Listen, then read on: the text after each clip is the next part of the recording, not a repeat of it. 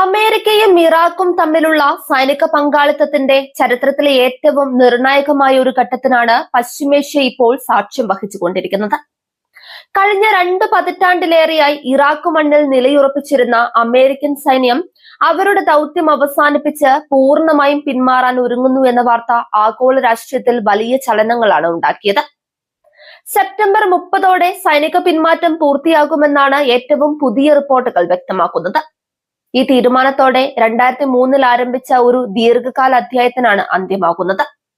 Iraqi പ്രധാനമന്ത്രി അലി അൽ സൈദി ഈ വിഷയത്തിൽ വളരെ വ്യക്തവും കർശനവുമായ നിലപാടാണ് സ്വീകരിച്ചിരിക്കുന്നത്.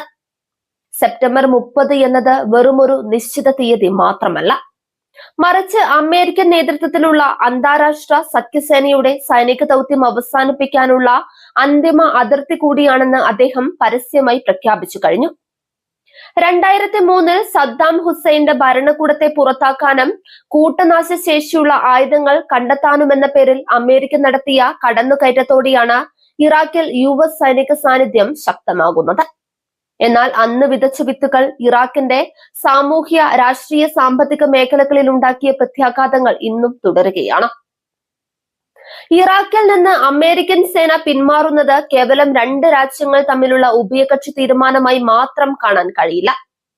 പശ്ചിമേഷ്യയിൽ ഇറാനും അമേരിക്കയും തമ്മിലുള്ള രാഷ്ട്രീയ സൈനിക സംഘർഷങ്ങൾ വൻതോതിൽ രൂക്ഷമായിരിക്കുന്ന ഒരു പ്രത്യേക സമയത്താണ് ഈ നിർണായക പ്രഖ്യാപനം വരുന്നത് എന്നത് ഇതിന്റെ പ്രാധാന്യം വർദ്ധിപ്പിക്കുന്നുണ്ട്.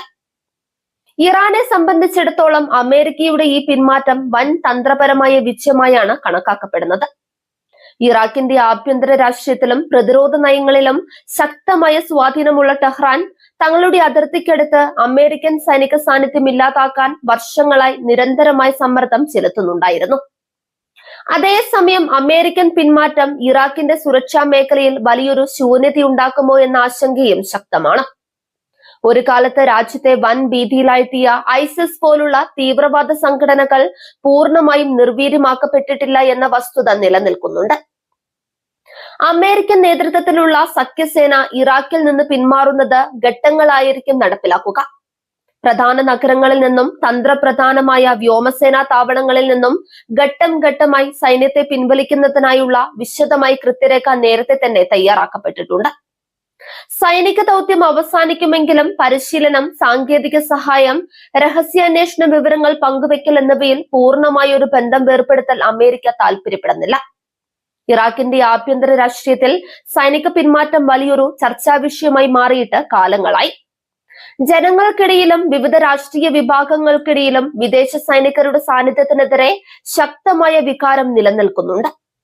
ഈ സാഹചര്യത്തിൽ പ്രധാനമന്ത്രി അലി അൽ സൈദിയുടെ പ്രഖ്യാപനം ഭരണകൂടത്തിന്റെ പ്രതിച്ഛായ വർദ്ധിപ്പിക്കാനും ജനങ്ങളുടെ ആത്മവിശ്വാസം വീണ്ടെടുക്കാനും സഹായിക്കുമെന്നാണ് വിലയിരുത്തപ്പെടുന്നത്.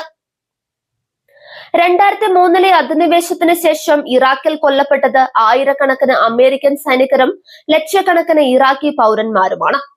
ഭീകരതയ്ക്കെതിരായ പോരാട്ടം എന്ന പേരിൽ തുടങ്ങിയ യുദ്ധം ഇറാഖിലെ ഭരണ സംവിധാനങ്ങളെയും അടിസ്ഥാന സൗകര്യങ്ങളെയും പൂർണ്ണമായും തകർത്തു കളഞ്ഞു. ഇതിനായി കോടിക്കണക്കിന് ഡോളറാണ് അമേരിക്കൻ നികുതിദായകരുടെ പണത്തിൽ നിന്ന് ചെലവഴിക്കപ്പെട്ടത്. US സൈന്യത്തിന്റെ പിന്മാറ്റം അമേരിക്കൻ ആഭ്യന്തര രാഷ്ട്രീയത്തിലും പ്രത്യാഘാതങ്ങൾ ഉണ്ടാക്കും. വിദേശ രാജ്യങ്ങളിലെ ദീർഘകാല യുദ്ധങ്ങളിൽ നിന്ന് അമേരിക്കൻ സൈന്യത്തെ പിൻവലിക്കുക എന്ന നയം വാഷിംഗ്ടണിലെ വിവിധ ഭരണകൂടങ്ങൾ സ്വീകരിച്ചിരിക്കുന്ന ഒന്നാണ്. ഇറാഖിലെ ബാഗ്ദാദിലും അൻബാറിലും മറ്റ് സുപ്രധാന മേഖലകളിലും സ്ഥിതി ചെയ്യുന്ന അമേരിക്കൻ സൈനിക താവളങ്ങൾ കേന്ദ്രീകരിച്ചാണ് കഴിഞ്ഞ വർഷങ്ങളിൽ പ്രധാന പ്രവർത്തനങ്ങൾ നടന്നത്. ഈ കേന്ദ്രങ്ങളുടെ നിയന്ത്രണം പൂർണ്ണമായും ഇറാഖി സൈന്യത്തിന് കൈമാറുന്ന പ്രക്രിയകൾ പൂർത്തിയായി വരികയാണ്. അമേരിക്കൻ സൈന്യം പിൻവാങ്ങുമ്പോൾ ഇറാഖിലെ കുർദിഷ് മേഖലകളിൽ ഇതുണ്ടാക്കുന്ന പ്രത്യാഘാതങ്ങളും വളരെ വലുതാണ്.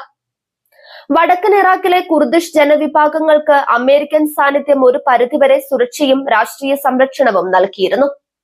വർഷങ്ങളായി ഇറാഖിൽ പ്രവർത്തിക്കുന്ന ഇസ്ലാമിക് റെസിസ്റ്റൻസ് ഗ്രൂപ്പുകൾ അമേരിക്കൻ താവളങ്ങൾക്ക് നേരെ നിരന്തരം ഡ്രോൺ റോക്കറ്റ് ആക്രമണങ്ങൾ നടത്തിയിരുന്നു.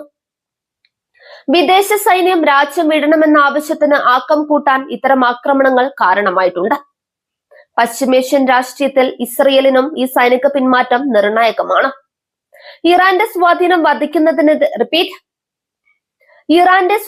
വർദ്ധിക്കുന്നതിനെ ഭയത്തോടെ കാണുന്ന ഇസ്രയേലിന് ഇറാഖിൽ നിന്നുള്ള അമേരിക്കൻ പിന്മാറ്റം വലിയൊരു തിരിച്ചടിയാണ്.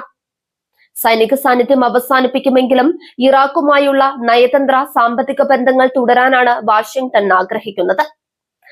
സൈനിക മേഖലയിൽ നിന്ന് സാമ്പത്തിക ഊർജ്ജ മേഖലകളിലേക്ക് പങ്കാളിത്തം മാറ്റാൻ അമേരിക്ക ശ്രമിക്കുന്നുണ്ടെങ്കിലും ഇറാഖിന്റെ മേൽ ഇറാന് ലഭിക്കുന്ന മേൽക്കൈ അമേരിക്കയുടെ ഈ നീക്കങ്ങൾക്ക് തിരിച്ചടിയായേക്കാം. ഇറാഖിന്റെ സമ്പദ് വ്യവസ്ഥയെ സംബന്ധിച്ചിടത്തോളം ഈ മാറ്റങ്ങൾ നിർണായകമാണ്. വർഷങ്ങളായി തുടരുന്ന യുദ്ധങ്ങളും ആഭ്യന്തര സംഘർഷങ്ങളും കാരണം തകർന്നടിഞ്ഞ എണ്ണ മേഖലയെയും സമ്പദ് വ്യവസ്ഥയെയും പുനരുദ്ധീകരിക്കാൻ രാജ്യത്തിന് വിദേശ നിക്ഷേപങ്ങളും രാഷ്ട്രീയ സ്ഥിരതയും അത്യാവശ്യമാണ്. മിഡിൽ ഈസ്റ്റിലെ മൊത്തത്തിലുള്ള ശക്തി സമവാക്യങ്ങൾ മാറ്റിമറിക്കാൻ പോകുന്ന ഒന്നാണ് സെപ്റ്റംബർ 30 ഈ പിന്മാറ്റം. പ്രദേശം മുഴുവൻ ഇറാൻ ഇസ്രയേൽ സംഘർഷത്തിന്റെയും ഗാസ യുദ്ധത്തിന്റെയും നിഴലിൽ നിൽക്കുന്ന ഈ ഘട്ടത്തിൽ അമേരിക്കൻ സൈന്യത്തിന്റെ ഈ പിന്മാറ്റം മേഖലയിൽ പുതിയ സഖ്യങ്ങൾ രൂപപ്പെടുത്തുന്നതിനും രാഷ്ട്രീയ വിന്യാസങ്ങൾ മാറി മറിയുന്നതിനും വഴിവെക്കും. ഇറാഖിനെ സംബന്ധിച്ചിടത്തോളം ഇത് സ്വന്തം കാലിൽ നിൽക്കാനുള്ള അവസാന അവസരമാണ്. വിദേശ ശക്തികളുടെ കളിപ്പാവയാകാതെ സ്വന്തം അതിർത്തികളും ആഭ്യന്തര സുരക്ഷയും സ്വയം സംരക്ഷിക്കാനുള്ള ശേഷി തെളിയിക്കേണ്ട ബാധ്യത ഇനി ഇറാഖി സൈന്യത്തിനും ഭരണകൂടത്തിനുമുണ്ട്. ചരിത്രപരമായ ഈ പിന്മാറ്റം വെറും ഒരു സൈനിക പിൻവാങ്ങൽ മാത്രമല്ല, മറിച്ച് 21ാം നൂറ്റാണ്ടിലെ ആഗോള രാഷ്ട്രീയത്തിലെ ഏറ്റവും വലിയ ഒരു അധ്യായത്തിന്റെ അവസാനമാണ്. 2003 ആരംഭിച്ച ഒരു ദീർഘകാല യുദ്ധത്തിന്റെയും അധിനിവേശത്തിന്റെയും അനന്തരഫലങ്ങൾ വിലയിരുത്തപ്പെടുമ്പോൾ വിദേശ സൈനിക ഇടപെടലുകൾ ഒരു രാജ്യത്തും ശാശ്വതമായി സമാധാനം കൊണ്ടുവരില്ല എന്ന പാഠം കൂടിയാണ് ഇറാഖ് ലോകത്തിന് നൽകുന്നത്. സെപ്റ്റംബർ 30 എന്ന അവസാന തീയതി അടുത്തെത്തുമ്പോൾ ലോകരാഷ്ട്രങ്ങൾ മുഴുവൻ ഇറാഖിലേക്ക് ഉറ്റുനോക്കുകയാണ്. അമേരിക്കയുടെ ഈ പിന്മാറ്റം ഇറാഖിന് ഒരു പുതിയ പുലരി സമ്മാനിക്കുമോ അതോ പ്രദേശത്തെ കൂടുതൽ വലിയ അസ്ഥിരതയിലേക്ക് തള്ളിവിടുമോ എന്നത് വരും മാസങ്ങളിലെ രാഷ്ട്രീയ സൈനിക നീക്കങ്ങളെ അടിസ്ഥാനമാക്കിയായിരിക്കും നിലകൊള്ളുന്നത്.